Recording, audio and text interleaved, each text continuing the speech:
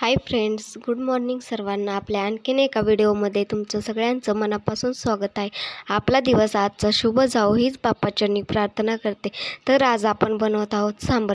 कुकरमध्ये तूर डाळ, मूग डाळ, तसेच भोपळा, शेवग्याची शेंग आणि टोमॅटो हे सगळं एकत्र करून शिजवून घेतलं आहे. कढईमध्ये 2 पळी तेल घालून जिरे, मोहरी, कढीपत्ता, तसेच अद्रक लसूणची पेस्ट, कांदा, हळद तसेच सांबार मसाला घालून सगळं एकत्र परतून घेतलं व त्याच्यानंतर त्यामध्ये थोडंसं गरम पाणी टाकून परत एकदा चांगलं परतून घेतलं व त्यामध्ये चवीपुरतं मीठ टाकून शिजवलेली डाळ सगळे मॅश करून घेतली व त्यामध्ये टाकली. त्याच्यानंतर वरून थोडंसं गरम पाणी घातलं व त्याला चांगली एक उकळी येऊन दिली. त्याच्यानंतर त्यामध्ये चिंचेचा कोळ घातला आणि परत एकदा चांगले हलवून घेतले. वरून थोडीशी कोथिंबीर घातली आणि तयार आहे आपलं सांबार. भातासोबत खाऊ शकता. व्हिडिओ कसा वाटला हे कमेंट करून नक्कीच सांगा. तसेच सबस्क्राईब आणि लाईक करत जावा.